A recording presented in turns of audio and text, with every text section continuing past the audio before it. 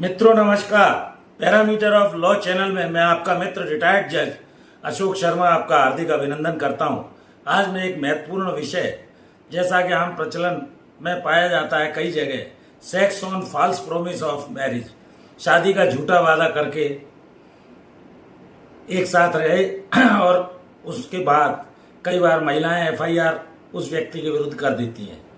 तो promise of marriage and rape के false cases का आजकल प्रचलन बढ़ा है और कई बार पैसे भी हटती हैं इसके बाद। तो इस टॉपिक को कवर करने के लिए मैं कुछ हाई कोर्ट और सुप्रीम कोर्ट के केस लॉ जो इस बारे में हुए हैं वो बताने जा रहा हूं। इन्हें आप स्थिति को जानना चाहिए। देखिए, अभी तक तो भारत में लार्जर बेंच के द्वारा लिव इन रिलेशनशिप को मान्य भी किया गया है। वयस्क व्यक्ति एक साथ कंसेंट से कॉन्सेंसुअल रिलेशनशिप बनाकर रह सकते हैं। अलग अलग कई केसेस डिसाइड हुए हैं, हाई कोर्ट के अलग व्यू हैं, डिफरेंट सुप्रीम कोर्ट के अलग व्यू हैं। तो एक मद्रास हाई कोर्ट का 2014 का केस, दिल्ली हाई कोर्ट का 2012 का केस, इसमें उन्होंने कहा कि अगर ऐसी कोई रिपोर्ट की जाती है जो रेप की कैटेगरी में नहीं आता है, यदि पुलिस केस रजिस्टर्ड भी कर लेती है और तो ये माना जाएगा कॉन्सेंसुअल या कंसेंट से है, तो वो चीटिंग यद्यपि हो सकता है लेकिन वो कुल मिलाकर रेप की श्रेणी में नहीं आएगा। ये दिल्ली हाईकोर्ट का और मद्रास हाईकोर्ट का व्यू है।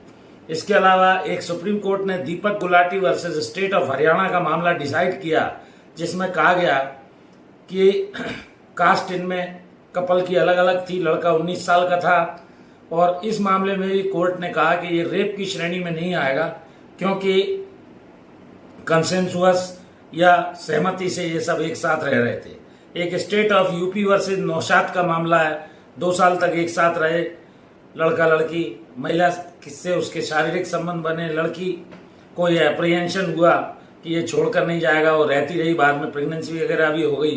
तो ऐसी स्थिति में इसको भी 376 के अंतर्गत कवर्ड माना गया। ये रेप की स्थिति 376 की थी। अभी नए जो भारतीय न्याय संहिता 2023 है उसमें भी रेप का सेक्शन दिया गया है।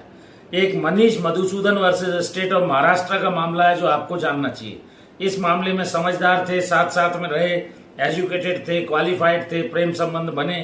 रेप अगर कंसेंसुअल है तो वो कंसेंसुअल रिलेशन रेप की श्रेणी में नहीं माना गया, यह आपको जानना चाहिए। इसी तरह गुजरात हाईकोर्ट में एक मामले में जो राज्य versus state, Sanjay versus state of Gujarat, इसमें ये कहा गया कि लड़के ने कहा मैं शादी करूंगा। दिनांक 10/3/2002 को वो शादी का कार्ड भी उसको लड़की वाले के यहाँ देने गया, लेकिन 2 दिन बाद लड़की ने 12/3/2012 को उसके खिलाफ रिपोर्ट कर दी, एफआईआर करा दी। इसको रेप नहीं माना गया क्योंकि कॉन्सेंसुअल रिलेशनशिप में थे, सहमति के आधार पर। एक बॉम्बे का ही Rahul Patil versus state of Maharashtra 2014 का मामला है जो आपको जानना चाहिए। दोनों बच्चों के प्रेम संबंध बने, कम उम्र थी, रेप नहीं माना गया और नॉट अमाउंट टू रेप।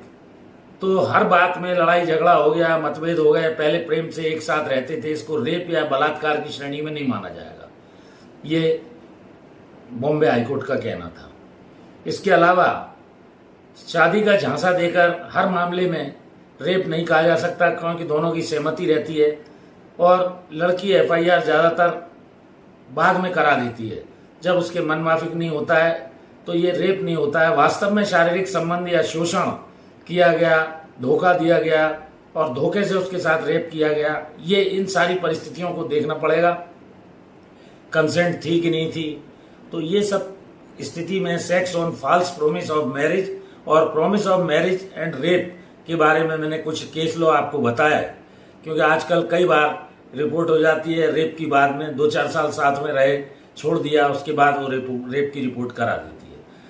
तो इस चैनल से जुड़े रहिए, ऐसी छोटी छोटी जानकारियां मैं आपको उपलब्ध कराता आ रहा हूं। मैं हृदय से आभारी हूं। लगभग 88,500 से ऊपर मेरे सब्सक्राइबर हो गए और 3500 वीडियोस करीब अपलोड हैं।